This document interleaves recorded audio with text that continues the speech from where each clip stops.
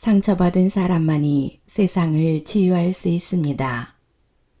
주저앉은 사람만이 다시 일어설 수 있습니다.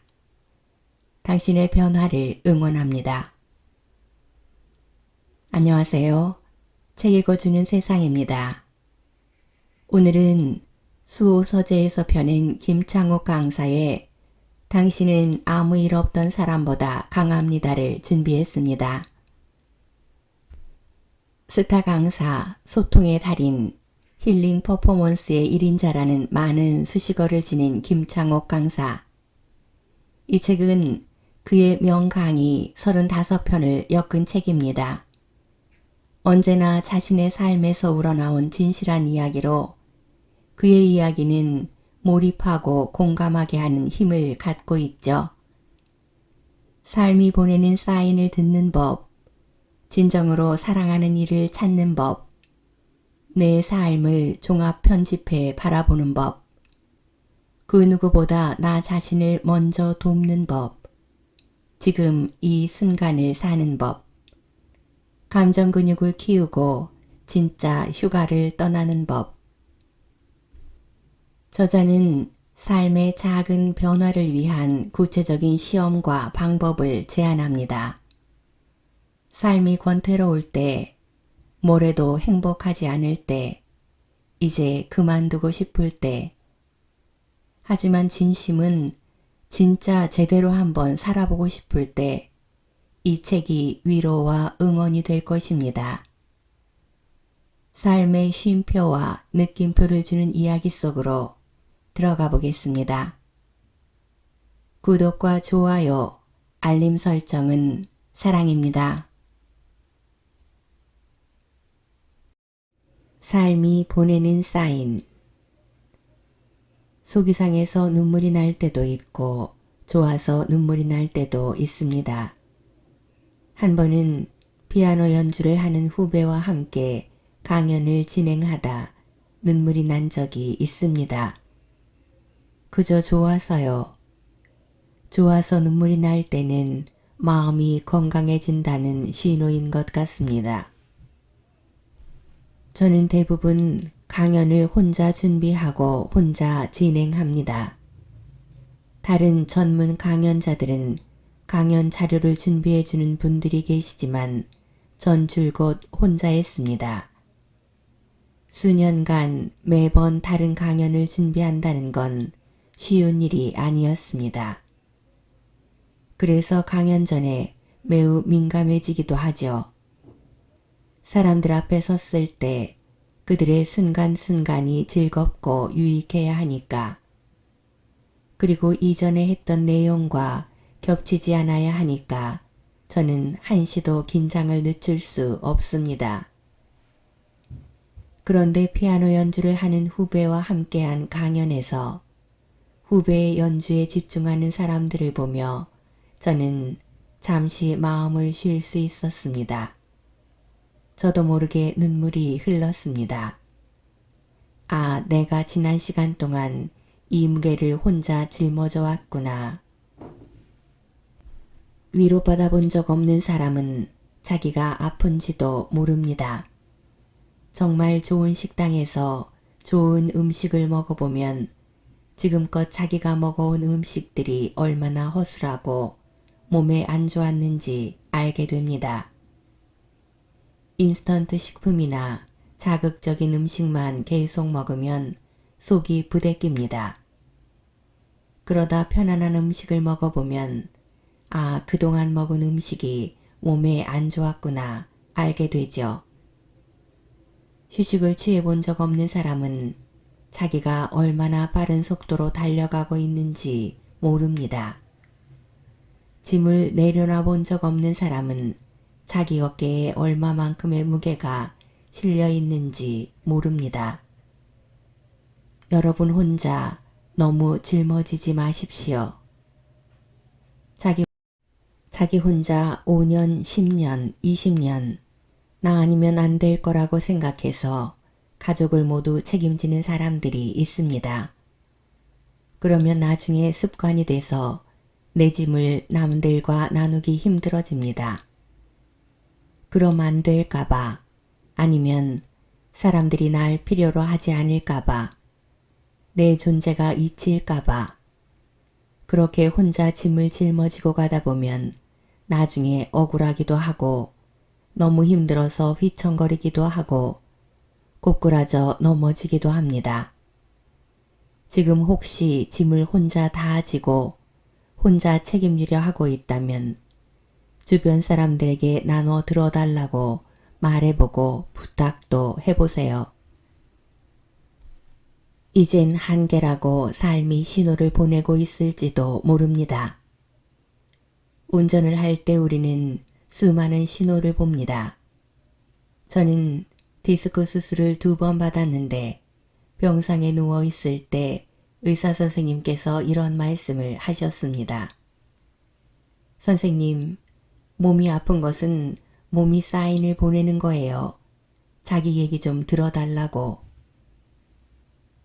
마음이 아플 때, 몸이 아플 때, 누군가의 이야기가 갑자기 잘 들릴 때, 무언가 나에게서 빠져나가고 떠날 때, 내 몸에 힘이 없을 때, 삶이 내게 보내는 사인을 들어보십시오. 그리고 최근에는 또 다른 사인이 있다는 걸 알게 됐습니다. 계속 반복되는 일이 있을 때 그것 역시 사인입니다.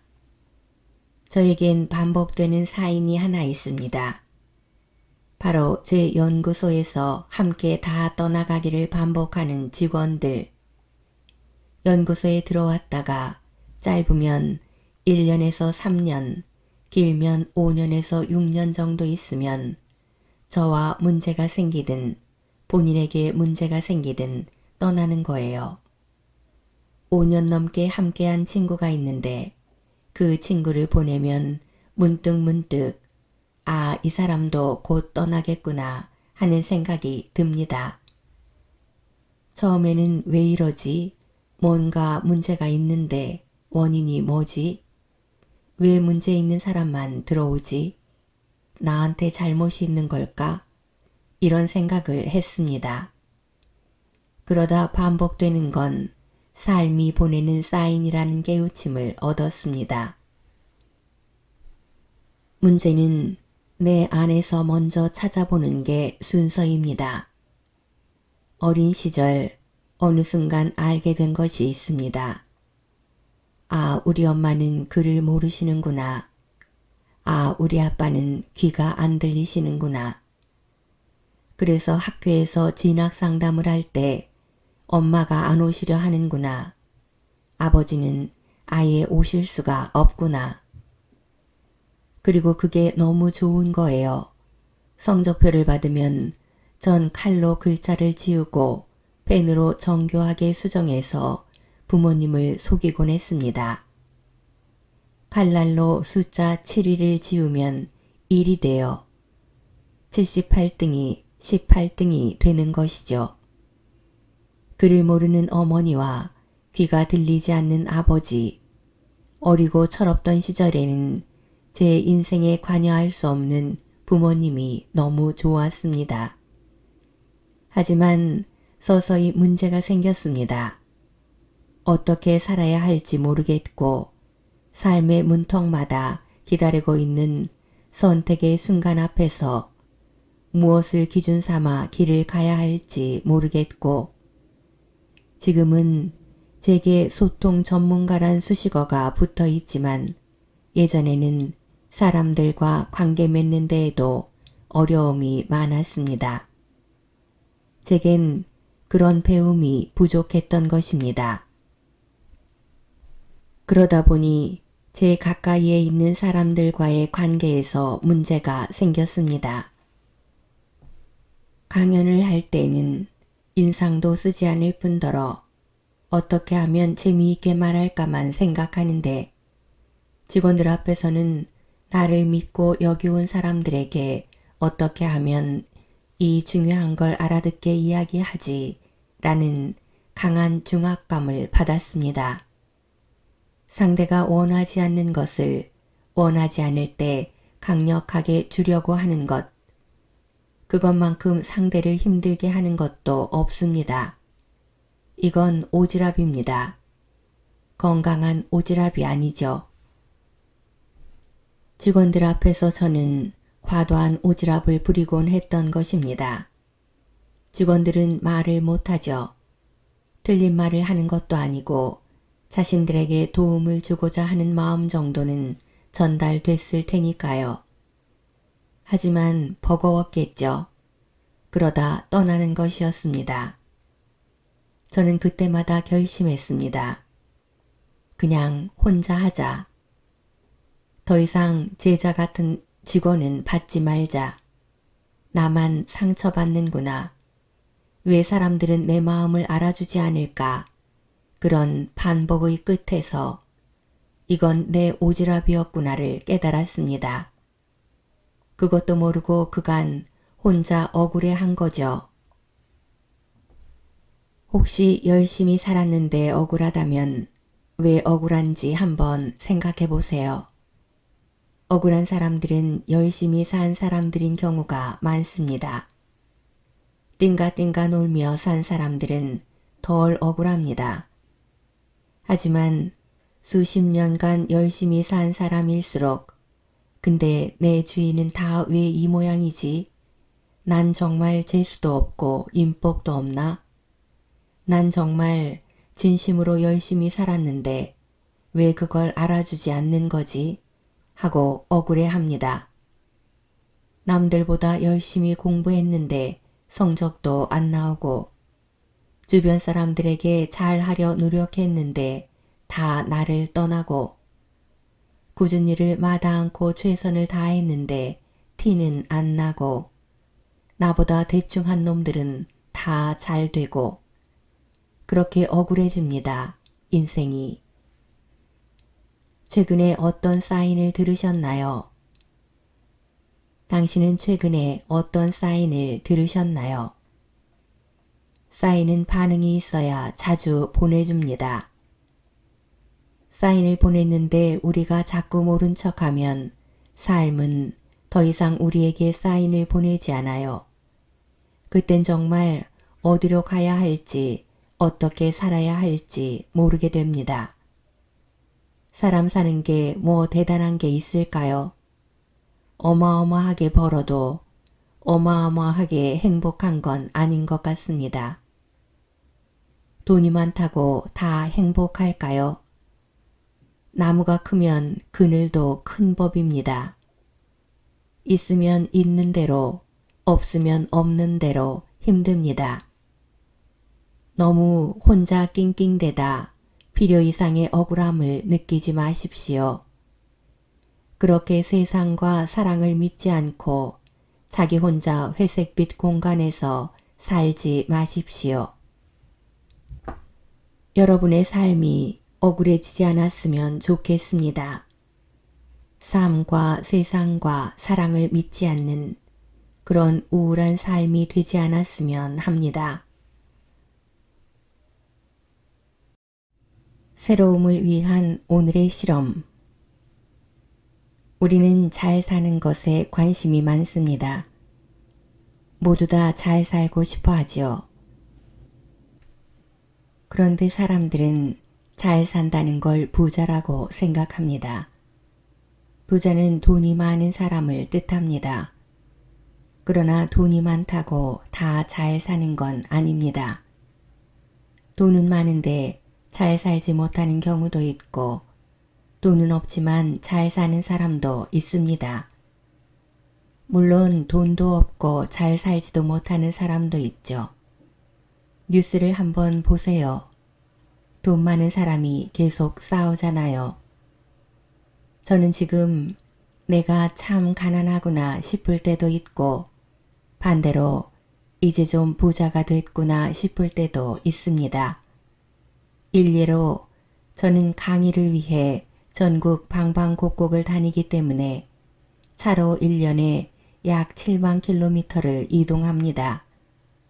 지구 한 바퀴가 4만 75km인 걸 생각하면 1년에 지구 2바퀴를 도는 셈이죠.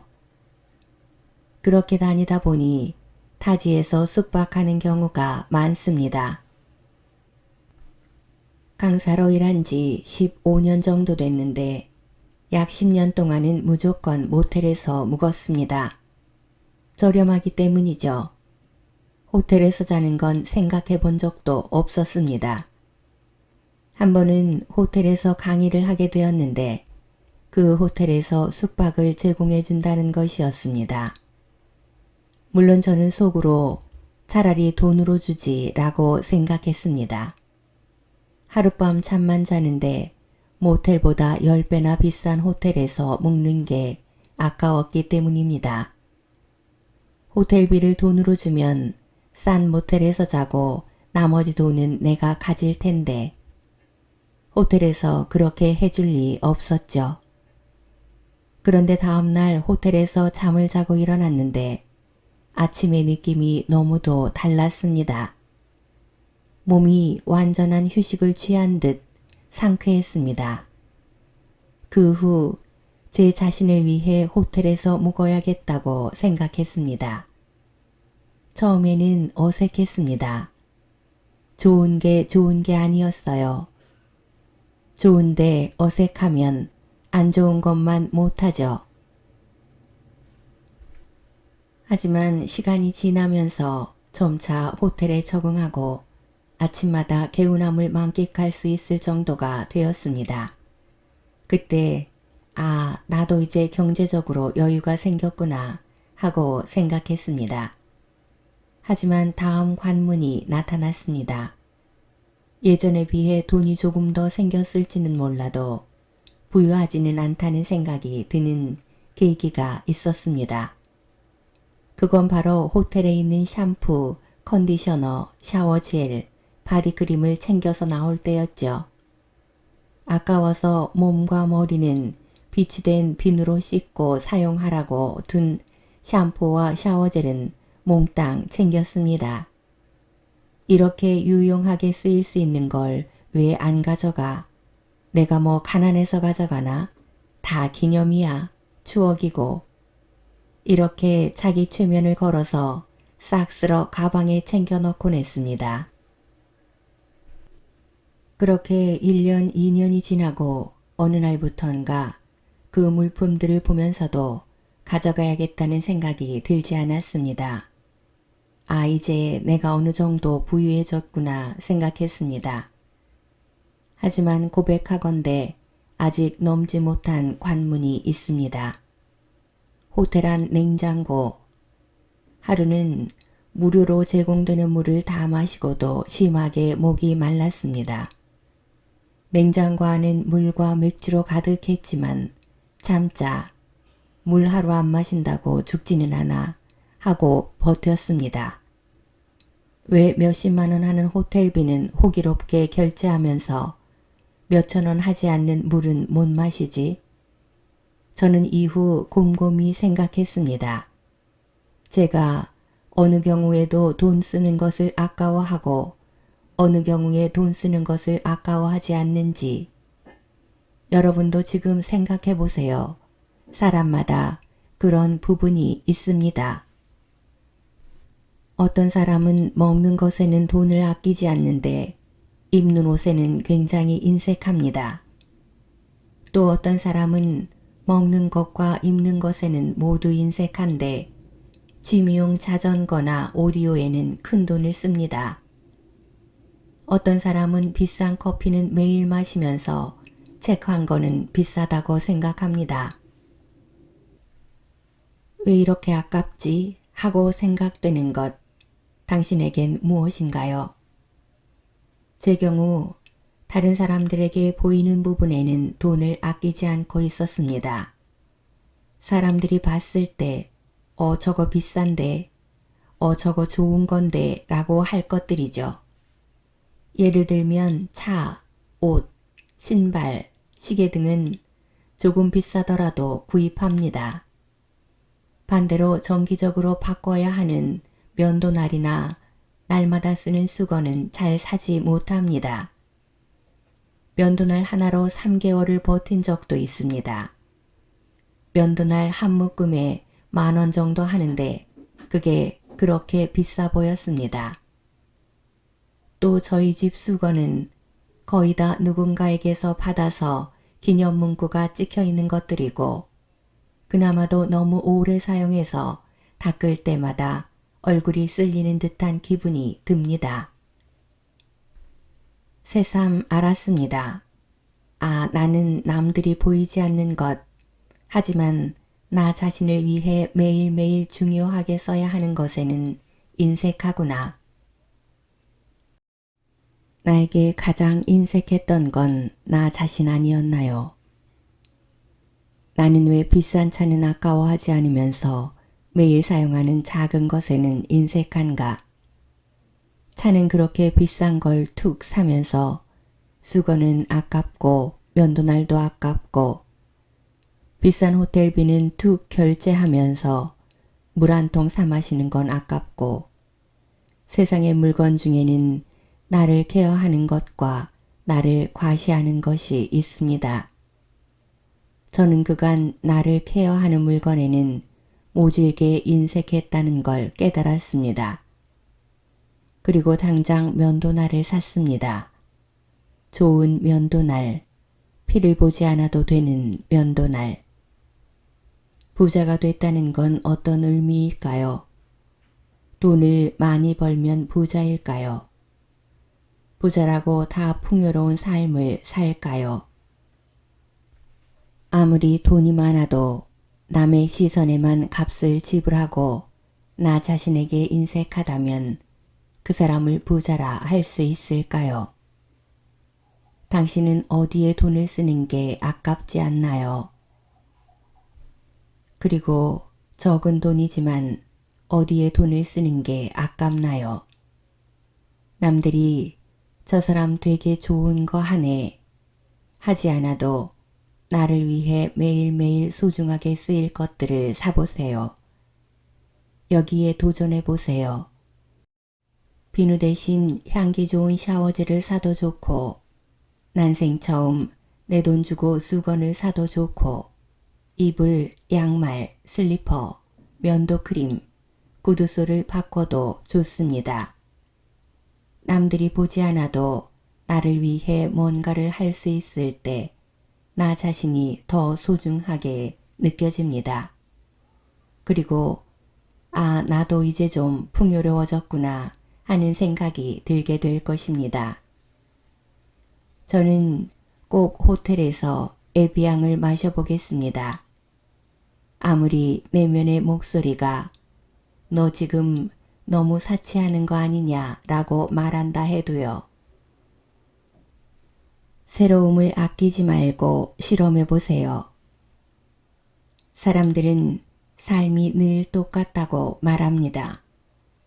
삶이 갑자기 획기적으로 변하진 않거든요. 저는 여러분께 사치를 권하는 게 아닙니다. 실험을 하지 않으면 삶이 변하지 않는다는 걸 말하려는 거예요. 힘들지만 호텔에서 떨리는 마음으로 냉장고를 열고 에비앙을 마셔보는 것. 그런 실험을 해보세요. 아무리 좋은 강의를 많이 듣고 좋은 책을 많이 읽어도 삶에서 실험을 해보지 않으면 오히려 독이 될 수 있습니다. 실험을 안 해보고도 이런 이야기를 계속 접하면 오히려 독이 돼요. 세상에 떠도는 이런 이야기들은 다 비슷비슷하거든요. 그래서 알게 되죠. 저거 아는 얘긴데. 하지만 삶의 변화는 찾아오지 않잖아요. 그럼 다 시시해지는 것입니다. 진짜 재미있으려면 삶에서 실험을 해봐야 해요. 세상에 새 것은 없어요. 하지만 새로워지는 것은 있습니다.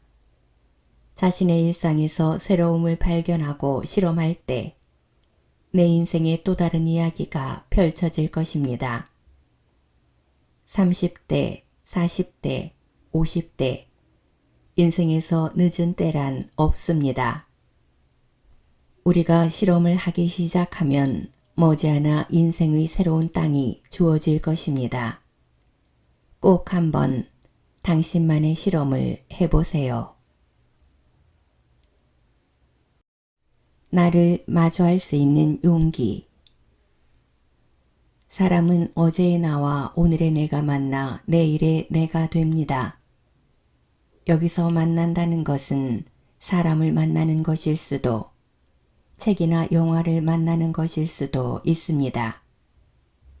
그리고 만남이 있다는 것은 헤어짐이 있다는 것을 의미합니다.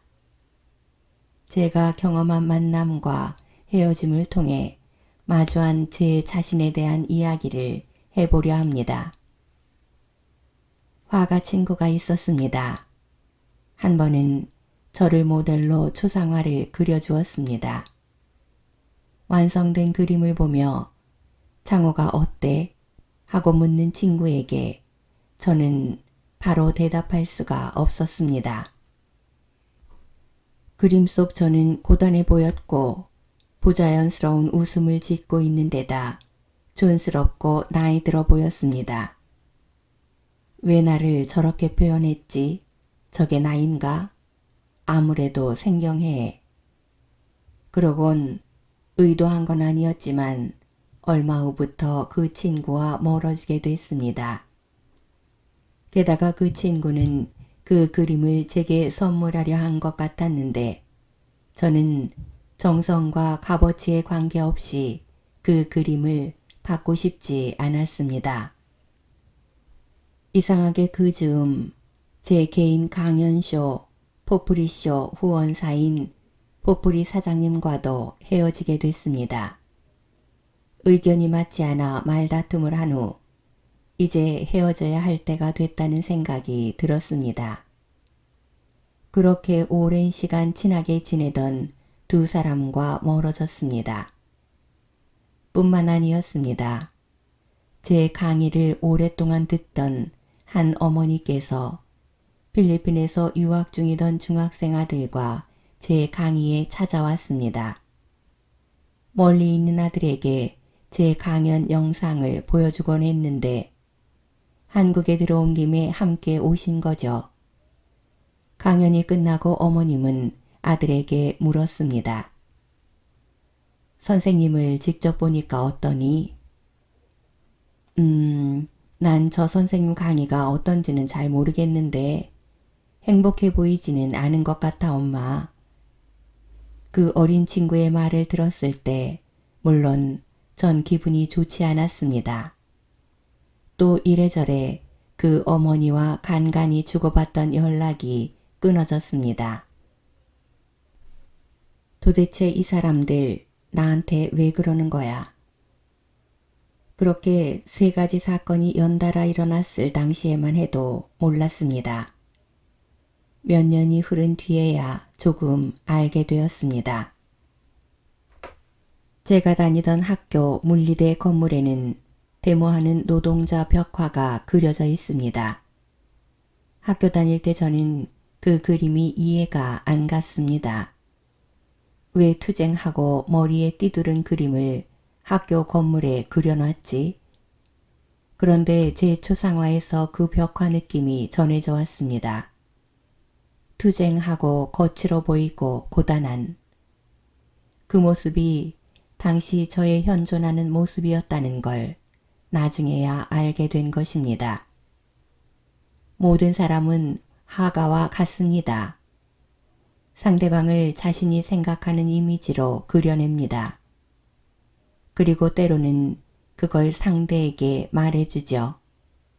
넌 이런 사람이야 하고요. 하지만 그 이야기를 인정하기 어렵죠. 자기 자신을 사랑하는 사람, 자존심이 센 사람, 자신이 추구하는 이상향이 뚜렷한 사람, 내가 되고 싶은 이미지가 명확한 사람일수록 인정하기 어렵습니다.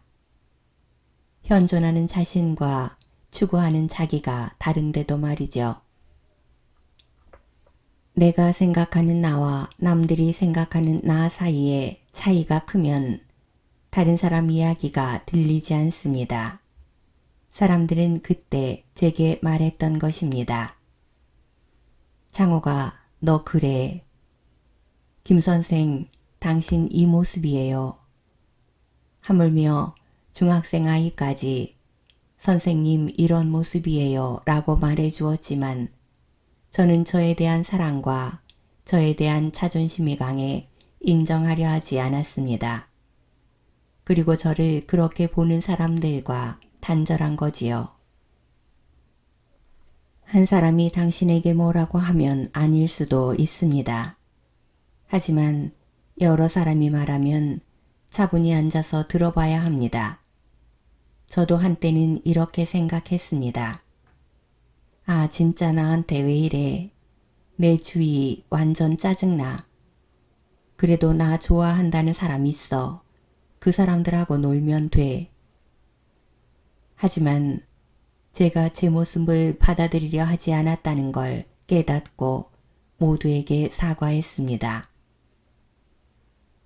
누군가 나를 그려줬다면 내 모습이 정말 그런가 하고 바라보세요. 초상화에는 그림을 그리는 화가가 있고 그려지는 모델이 있습니다. 사람은 태어나서 죽을 때까지 화가처럼 누군가를 그리고 또 누군가의 모델이 됩니다. 여러분도 여러분의 배우자나 친구, 직장 동료에 대해 마음속으로 그림을 그리실 거예요. 이 사람은 이런 느낌이야 하고요. 처음에 화가 친구에게 이런 말을 했습니다. 내 안에 있는 거침이 내 안에 있는 거침을 그린 게 아니야. 내 안에 있는 피곤함이 내 안에 있는 피곤함을 본 거 아니야. 왜냐하면 화가 내면에도 많은 패턴과 색깔이 있을 것이고 자신의 상태에 따라 그 색깔과 패턴이 먼저 보일 테니까요. 마치 배가 고플 때는 세상이 춥고 어두워 보이다가 배가 부르면 세상이 따뜻하고 밝아 보이는 듯 말입니다. 사람은 내 안에 있는 부분을 타인에게서 먼저 봅니다.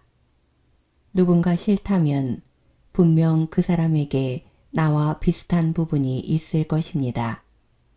인정하기는 힘들겠지만요. 화가 안에 투박함이 있어서 제 투박함을 봤을 수는 있지만 저에게 투박함이 없었더라면 화가는 그걸 그려내지 못했을 것입니다. 만약 우리 안에 아무것도 없다면 누군가 많은 것을 가지고 있더라도 우리를 표현해낼 수 없겠지요. 우리 안에 아주 작더라도 뭔가가 있기 때문에 그것을 그림으로 그려내는 것입니다. 그러니 누군가 그려준 그림을 보고 외면하지 마십시오. 잠시 자신에 대한 사랑을 덜어내고 내가 정말 저 모습인가 하고 바라보십시오. 비록 그 모습이 내가 인정하기 싫은 소심하고 나약하고 비겁한 모습이라 하더라도요. 화가에게 초상화를 의뢰하는 사람들은 대개 두 가지 형태로 이야기한다고 합니다. 대부분 예쁘게 그려주세요 라고 하죠. 예쁘게 그려주지 않으면 저처럼 서운해하고요. 아주 소수의 사람들만이 있는 그대로 그려주세요. 제 안에 있는 모든 에너지와 질곡을 작가님이 보시는 그대로 그려주세요. 제 있는 그대로의 모습을 보고 싶고 받아들이고 싶습니다. 라고 말한다고 합니다. 당신은 어떻게 말할 건가요? 있는 그대로의 내 모습을 받아들이는 것. 이것이 변화의 시작입니다. 당신의 표정은 어떤가요? 오케스트라, 발레단, 그리고 제 강연을 연결하는 프로젝트를 진행한 적이 있습니다. 강연을 준비하려면 발레를 좀 더 알아야 할 것 같아 발레 연습하는 곳을 찾아갔습니다. 발레리나 30여 명이 군무를 연습하고 있는 걸 보고 있자니 우리 모두가 무용수 같다는 생각이 들더군요. 발레는 중력에 반하는 동작이 많습니다. 아래로 떨어지려는 걸 위로 올리려는 점프 동작을 계속하는 거죠. 발레가 보기에는 아름답고 우아하지만 그 장면을 표현하는 무용수들의 몸은 극도로 힘이 듭니다. 무대 정면을 향할 때는 밝은 표정을 짓지만 뒤로 돌아서는 순간 표정이 일그러지곤 했습니다. 그럴 때마다 단장님은 힘든 티 내지 마, 힘든 티 내지 마 라고 주문했습니다. 특히 무용수들이 동작을 할 때면 동작에 대해 지적하기보단 표정 밝게 라고 소리쳤습니다. 궁금해서 단장님께 물었습니다. 단장님, 발레리나, 발레리노를 하려면 신체 조건 중에서 무엇이 가장 중요할까요? 흔히 우리가 생각하는 대로 팔다리가 길고 얼굴이 작고 눈이 큰 사람이 좋다고 답하더군요. 그래서 또 물었습니다. 만약에 팔다리가 길고 얼굴이 작고 눈이 큰데 표정이 없는 사람과 그 조건엔 조금 못 미치지만 표정이 좋은 사람이 있다면 단장님께서는 어떤 사람을 뽑으시겠습니까? 저는 신체 조건이 조금 안 돼도 표정이 있는 무용수를 뽑을 겁니다. 아무리 신체 조건이 좋다 하더라도 동작을 잘 표현하지 못하고 표정이 없으면 아름다울 수 없습니다. 단장님은 덧붙여 설명했습니다. 생각해보세요. 무용에 표정이 없으면 스포츠예요. 점프하는 스포츠, 그리고 더 나아가 점프를 매우 잘하면 서커스가 되겠죠. 하지만 발레는 예술이에요. 예술의 완성은 표정입니다. 힘든데 힘든 티를 내지 말라고 하네요. 인생이. 사는 건 힘이 듭니다. 초등학생만 돼도 사는 게 힘들다는 걸 알아요. 근데 삶은 내가 뭔가를 해보려고 할수록 힘들어집니다. 뚜렷하게 하고 싶은 일이 없으면 저항이 찾아오지 않아요. 하지만 희한하게도 뭔가를 해보려고만 하면 인생이 계속 저항합니다. 마치 무용수처럼 중력을 거슬러 올라가는 힘듦이 있어요. 자연스럽지 않은 게 있어요. 우린 자연스럽게 늙어가고 자연스럽게 이뤄내고 싶은데 아등바등 해야만 원하는 걸 겨우 이룰 수 있어요. 마치 삶의 단장님이 옆에 있기라도 한 것처럼 힘든데 힘든 티를 내지 말라는 소리가 자꾸 들려요. 안 입고 온데 안 입고 온 티를 내지 말라고 해요. 할 말이 있어도 참으라고 하고 표정은 늘 밝아야 한다고 말합니다. 아이가 속을 썩여 눈물로 밤을 지새우던 엄마는 출근해서 웃어야 해요. 속이 문드러져도 표정은 밝아야 합니다. 이게 인생이에요. 힘든 티 안 내는 사람들이 뒤에서는 더 많이 웁니다. 더욱 티내기 싫은 사람은 오히려 남을 웃겨주려 합니다. 혹은 청소며 빨래를 하고 더 많은 일을 하면서 바쁘게 지냅니다. 그래야 자신의 힘든 감정과 마주치지 않는다는 걸 자신도 알고 있거든요. 인생은 발레리나처럼 힘든 티를 내지 말라고 합니다. 표정 신경 써. 힘든 티 내지 마. 힘든 티 내지 마. 라고 계속 말을 겁니다. 저도 강연장 뒤에서 힘들고 짜증나는 일이 있어도 마이크 잡고 무대에 서는 순간 활짝 웃습니다. 이게 인생이더군요. 저희 집 뒤에는 산이 있습니다.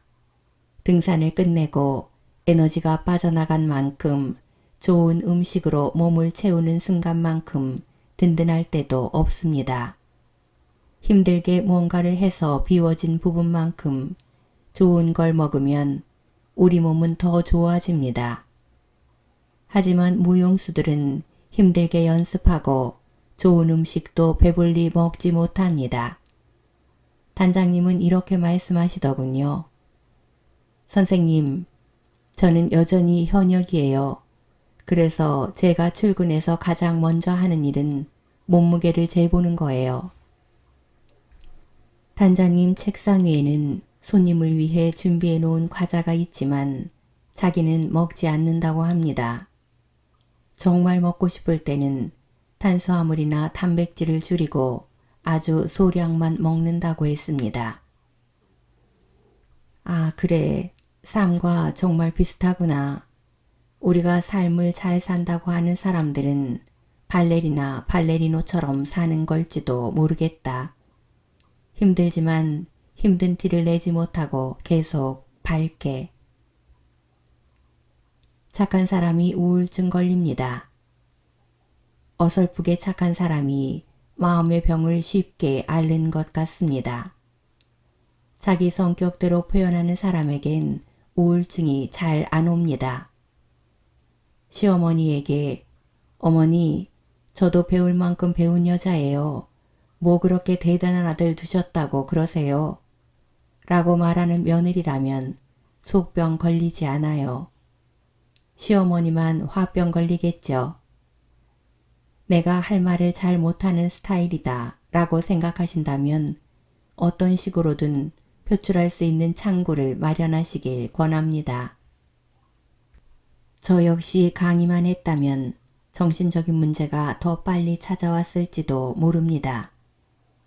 강의를 잘한다는 건 많은 사람의 눈치를 매우 빨리 본다는 뜻과 같습니다.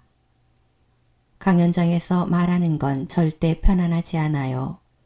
편안해 보이려고 노력하는 거죠. 계속해서 청중의 눈치를 봅니다. 내가 이런 말을 했을 때 어떤 분이 소외받지 않을까, 상처받지 않을까 머릿속에서 계속 생각합니다. 그리고 그것을 티내지 않으려고 계속 뭔가를 하죠. 저는 강사로서 잘 된 편입니다. 세상을 바꾸는 시간 15분, 아침마당, 포프리쇼, 매일 들어오는 기업 강의 등이 다 잘 됐습니다. 강의가 잘 됐음에도 우울증이 온 것입니다. 하는 일이 잘 풀리는데 왜 정신적인 문제가 찾아온 거지? 솔직히 이해가 안 됐습니다. 일이 안 된 것도 아니고 문제가 생긴 것도 아닌데 왜 우울증에 걸렸지? 제가 철저하게 상대에게 맞추려고 했던 거죠. 또 강의를 안 할 때는 직원들 눈치를 봅니다. 토요일에 외부 미팅이 잡혀 있으면 머릿속에서는 휴일이지만 교육하는 분들과의 미팅이니까 직원들에게도 기회가 될 거야 라는 생각과 그건 내 생각이지 직원들은 휴일에 불러내는 걸 싫어할 거야 라는 생각이 충돌합니다. 직원들이 나를 나쁜 사람, 무능력한 사람이라고 생각하지 않을까 계속 눈치를 봅니다. 유튜브에 들어가 제 강의 아래 달린 댓글도 봅니다. 제가 했던 표현들이 거슬린다는 댓글을 보면 계속 신경이 쓰입니다. 이건 내 방식인데 바꿔야 하나 말아야 하나 의식이 됩니다. 제가 대범해 보이지만 매우 소심한 거죠. 그게 어떤 상황에서는 장점이 될 수도 있지만 정서적인 문제가 쉽게 찾아올 수 있는 터전이 될 수도 있습니다. 저 같은 성향을 가진 분이라면 반드시 표출할 수 있는 다른 창구를 찾으세요. 맛있는 음식을 차리는 요리사가 그 냄새에 질려 정작 자기는 먹지 못하잖아요. 밝고 좋은 기운만 차려내다가 정작 자신의 영혼은 허기질 수 있습니다. 힘든 티 다 내고 살 수 없다면 마음에 좋은 것을 정기적으로 드세요. 힘든 티 다 내고 살 순 없잖아요. 인생이 그렇잖아요. 하지만 다행히도 우리는 발레리나처럼 안 먹을 필요까진 없습니다. 힘든데 표정을 아름답게 지어야 하고 내 주변 세상을 평화롭게 만들려고 하는 사람은 마음에 좋은 것을 정기적으로 먹어야 합니다. 저는 그래서 작은 역할이지만 영화배우 일을 시작한 것입니다. 제가 강의만 하다가는 우울증에서 벗어나기 힘들 거라는 생각이 들었기 때문입니다. 영화는 관객의 눈치를 보지 않아도 됩니다. 배려하지 않아도 됩니다. 이 대사와 상황을 어떻게 표현할지에만 신경 쓰면 됩니다. 강연 무대에서는 좋은 말로 하면 배려지만 사실 센스 있게 눈치 보는 제가 있습니다. 하지만 영화는 제가 제 자신으로 있을 수 있도록 도와줍니다. 여러분도 그런 창구를 하나씩 마련하세요. 요즘엔 강연장을 벗어나면 입을 닫고 듣기만 합니다. 전에는 제가 다 안다고 생각했습니다. 그래서 남들이 부탁하지도 않았는데 조언을 했습니다. 하지만 이 또한 외로움의 병이라는 걸 알았습니다. 말을 하지 않음으로써 배우고 채워지는 게 더 많아졌습니다. 제가 말을 쏟아내면서 비워낸 곳들이 다른 이들의 이야기로 채워졌습니다. 이 균형이 저를 더 건강하게 만들어 주었습니다. 발레리나처럼 사는 건 힘이 듭니다. 평생 현역으로 사는 것도 힘이 듭니다. 세상에 뭔가 좋은 일을 하려는 사람들이 오히려 마음의 병이 생기고 좋은 일을 하려다가 그로 인해 회의적으로 변하기도 합니다. 포기하지 마십시오. 가다가 힘들면 잠시 주저앉아 있어도 좋습니다. 너무 급하게 벌떡 일어서려고 하지 않아도 좋습니다. 가려고 하는 곳을 바라보는 그 시선만 놓지 않는다면요. 그리고 정기적으로 마음에 좋은 음식을 찾아 드십시오. 꼭 본인에게 잘 맞는 걸 찾아 드십시오. 제가 영화를 찾았듯이요. 삶은 힘듭니다.